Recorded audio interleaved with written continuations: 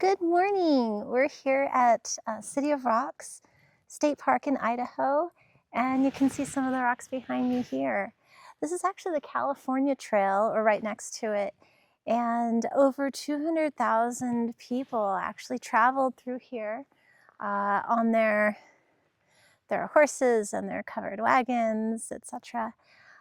So we're going to actually check out an area where they actually used to write graffiti. So let's go check it out.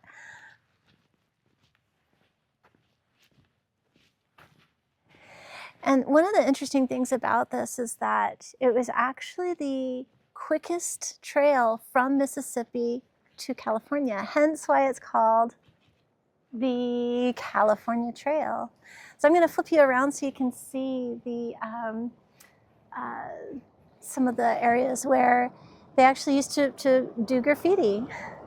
I'm not sure how well this is showing up on the camera, but there are some spots here where the rock is. Oh, actually, here's a good one over here. The rock is actually kind of chiseled, but over here you can see very, very clearly. This one's very clear. And this one was done actually in axle grease. I'm sorry, we're doing our first cup of coffee still, so. But this was done in axle grease in the, I guess, the 1800s. I don't see a date very clearly. Let's see what else we can find. So on the other side of Camp Rock, I found we've got the registry of rocks. I'm going to flip you around so you can see. Here's some more of those signatures and graffiti that's done in axle grease from the settlers. So here's the registry on the rocks. You can see there's a lot of birds' nests up there. Zoom you in so you can see those. Cool.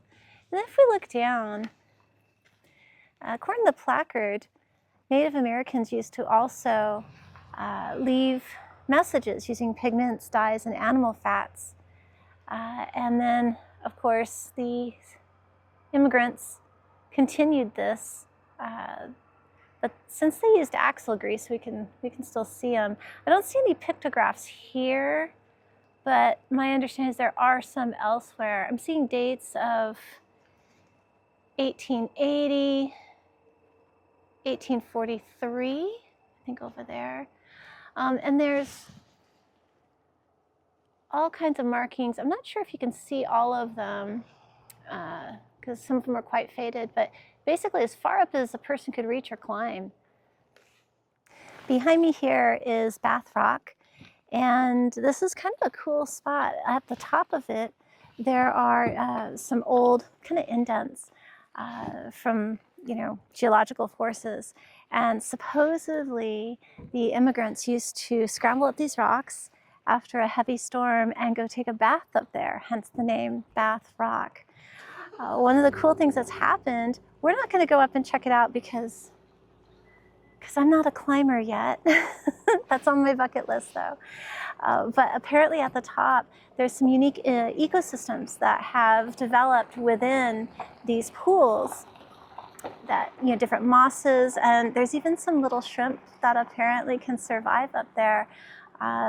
So unfortunately, we're not going to see them today, and I suspect that it would be dry up there anyway, so that's all right. Let's move on to the next feature. Apparently, this is known as King on the Throne, and I'm finding it a little underwhelming, except for that very cool rock balanced up there. But personally,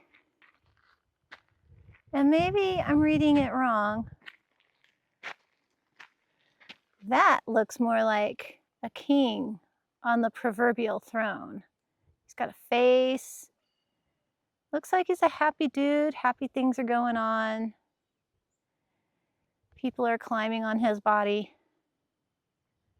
I think they're having a good time too.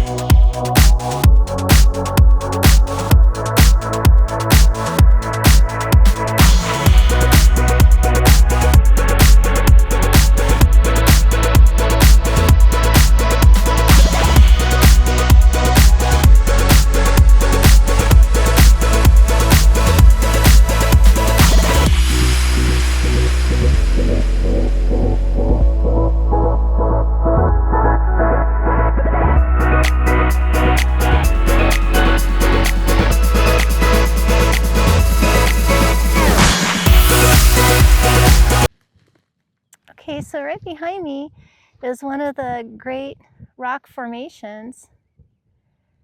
And you can see all around, it's basically just scrub brush. Now that we follow the path down out of the aspens and the pines. Well, there's still some pines down here, but it's mostly scrub brush. So let's check out and see if we can find some more cool rocks.